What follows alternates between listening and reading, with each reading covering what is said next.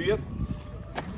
Я считаю, что это очень недооцененный автомобиль, потому что в оффроуде почему-то его применяют очень мало.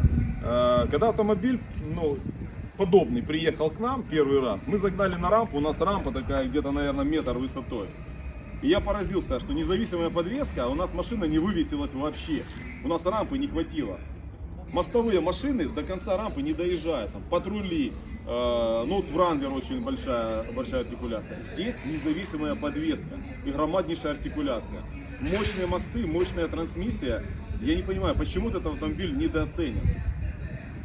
И мы решили этот миф о том, что все-таки это городской автомобиль, он рассчитан для, может быть, от силы там, по езде по пустыне. Мы решили это развеять.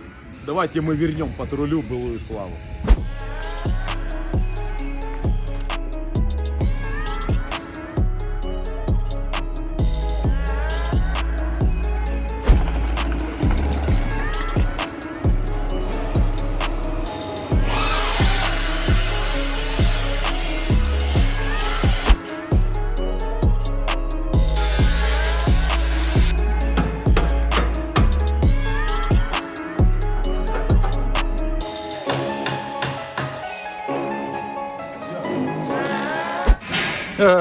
Не так быстро. Значит, демонстрирую, что получается.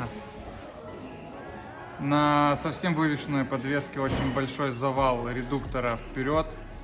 На складывании он немножко уменьшается, но все равно в теории это нехорошо. Сейчас мы получим данные по вот этой высоте. Я попросил ребят, чтобы на таком же патруле померили расстояние от отбойника до упора. Мы выставим здесь четко и поймем, на какой угол нам нужно провернуть, учитывая горизонт автомобиля. И тогда пересверлим отверстие, сейчас оперативно изменим, сделаем расположение корпуса вертикальным.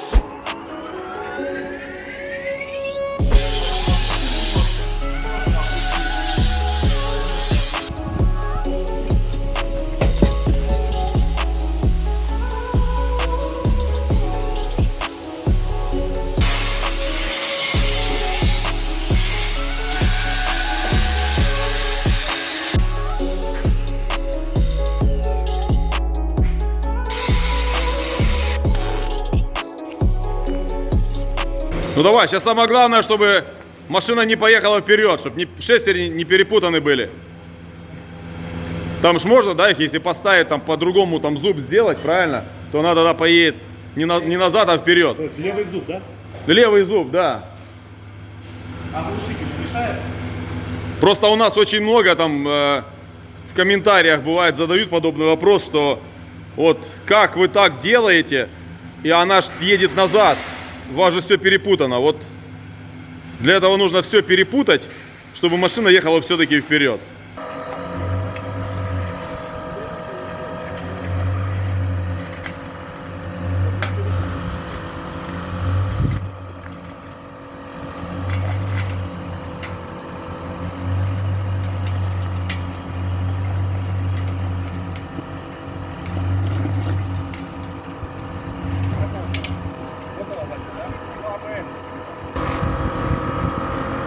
Так, что здесь? Есть касание, да? Ну там в отбойнике уже в принципе. А до отбойника дошло или нет? Дошло. Ты увидел? Да. Лежит на отбойнике. Сейчас давай глянем. Да, на отбойнике лежит. Получается, что ход у стойки еще есть. Что сзади? Ну, места хватает в арке. На холостых идет, да? Так, стой. Да, перед висит.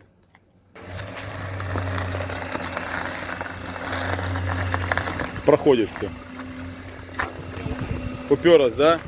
Все проходит нормально. Зазор есть. Хорошо все. Влево, мне кажется, можно и не крутить. Там с запасом тоже. Да. Все отлично. Я хотел посмотреть с отбойником. Отбойник сжался. Но не сильно. Мне кажется, Юра, есть просто легкое касание отбойника. Стойки надо беречь. Сейчас накачаем задние пневмобаллоны в надежде, что поднимется подвеска.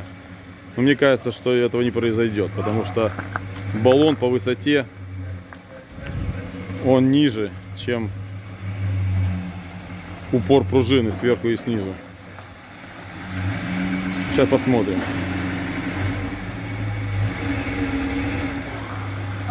На низах тяга, конечно, сумасшедшая. Вытягивает на холостых. Я думаю, что в любой ситуации будет вытягивать.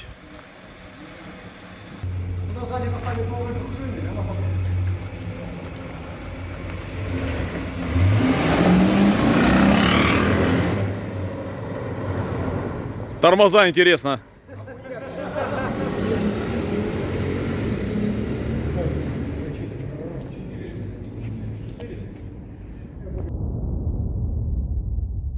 Ну что, Юрец, как показал себя Патрол? Отлично показал себя Патрол.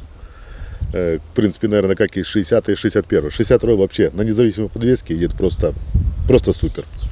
Что, какие проблемы были?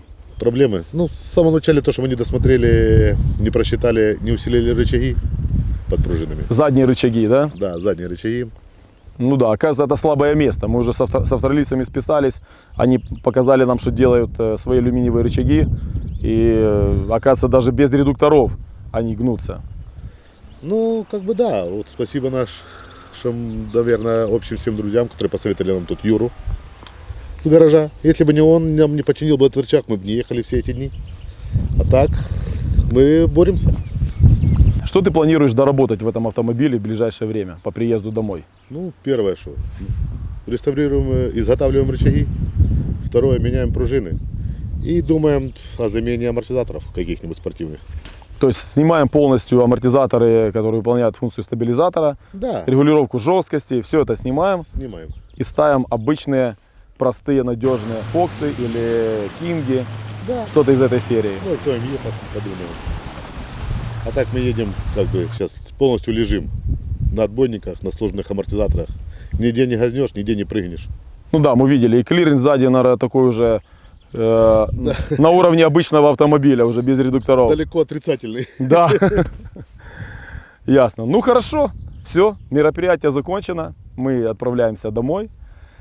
До скорых встреч. Пока.